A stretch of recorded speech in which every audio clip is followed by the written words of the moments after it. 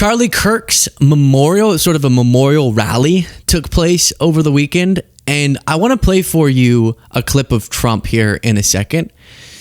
Because as I've been telling you, you would think that, especially as the president of the United States, in a moment like this one, after this horrific assassination is witnessed by the world, and the response has been one of real provocations of further violence and declarations of war, you would think he would feel some obligation to, the phrase people use is, lower the temperature, be a uniter in some way.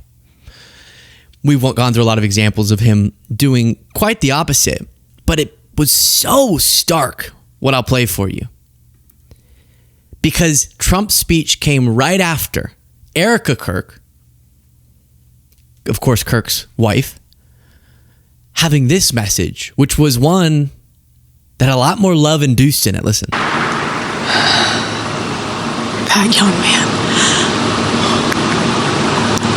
young man, on the cross, our Savior said,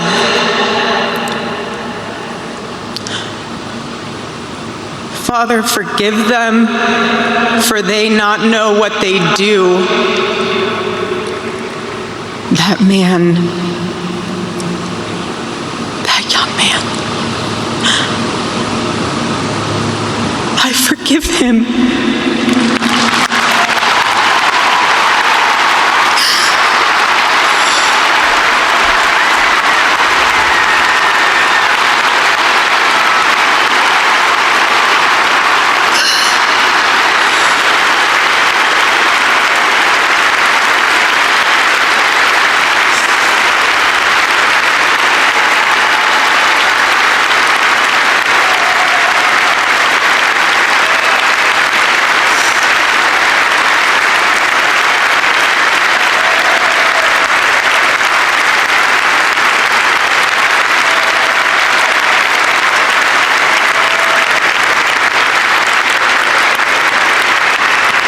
I forgive him because it was what Christ did and is what Charlie would do.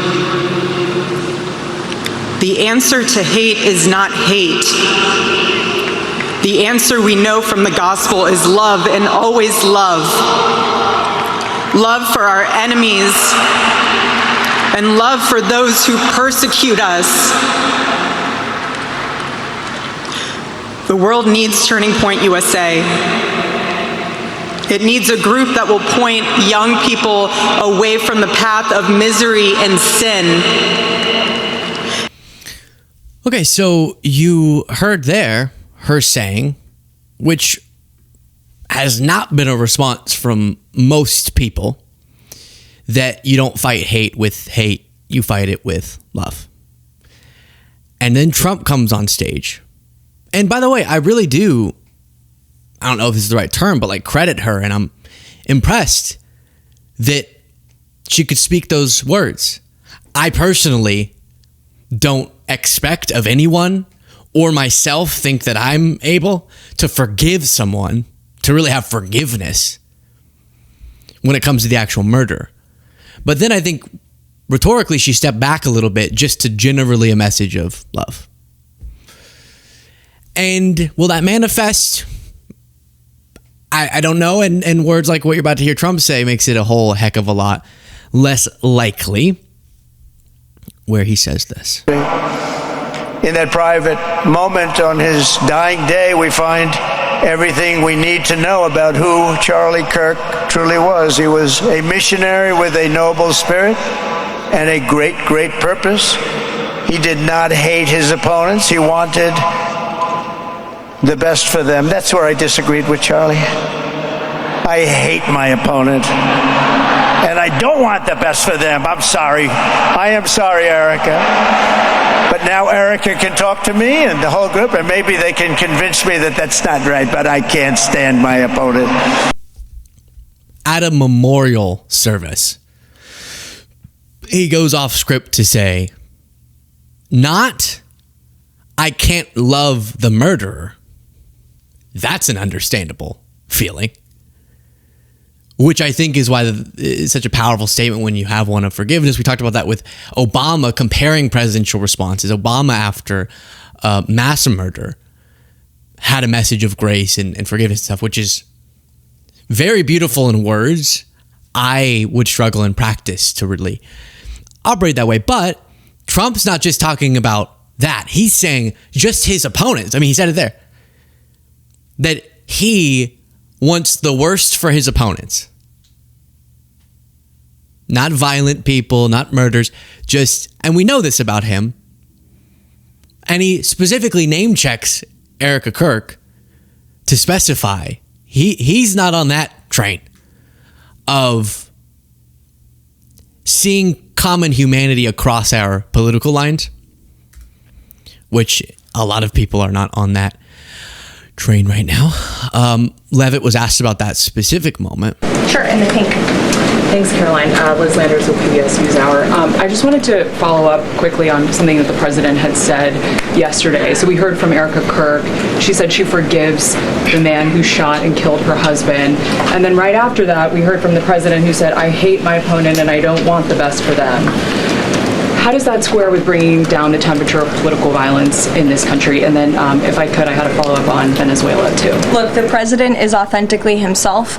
I think that's why millions of Americans across the country love him and support him, including Erika Kirk, who you saw so beautifully was on stage with the president in an unthinkable moment, in the midst of an unthinkable tragedy, and was leaning on the president for support during that time. And he was there to give it to her, as well as the vice president and many other top-ranking cabinet officials.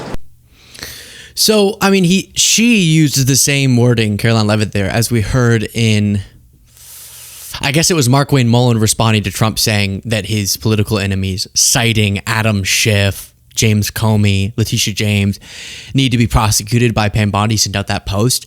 And the response from Markwayne Mullin was, well, see, this is what's so great about Trump is he's transparent, and that's what people love about him. And then she says the same thing. And it's like, wait, this isn't a matter of transparency. He's the president, and his words have very severe consequences and are very impactful, and his whole presidency, not to mention in the wake of Kirk's murder, he's only used more and more inflammatory and divisive language. And he seems willing to exploit, because that's what he's doing, to exploit Kirk's murder for his own political aims, which is sickening. And yes, if you're saying it's a matter of transparency and we're seeing his authentic self, then I'm asking you, why is he authentically uninterested in productive dialogue? Or, all right, Markwayne, why is he authentically admitting publicly that he wants retribution against his political enemies? Again, specifically citing just Democratic politicians that he doesn't like. Other parts that it didn't feel right for a memorial service. He started talking about tariffs. Just like Charlie and Erika made Turning Point hot, we are looking at a country that has the chance to attain a level like never before. Tariffs are making us rich again, richer than anybody ever thought was possible. And the only one challenging them are people that hate our country or foreign countries that are paying a price because they did the same. So just for the sake of touching on what I find super shocking, you have that really divisive statement about, no, I want my opponents to suffer. And then hear him talking about tariffs. Obviously, there were the moments where he's reading off the teleprompter, more expected honorary statements that fit a memorial service. But then he just kept talking about random stuff like that, which to me, I understand that Erika Kirk, I'm sure, is fine with it, and the crowd is fine with it. And obviously Charlie really supported Trump, so I'm sure no one is going to be offended who was there. But me as an observer, I'm thinking, you're just like advocating for your tariffs at a memorial service? That feels strange. That feels off. You're saying people have to hate the country if they don't like your tariff policy? And then I don't have to show you. This is all very tense, but he talked about how he was going into Chicago and getting hyped about how next step is sending in the military to Chicago.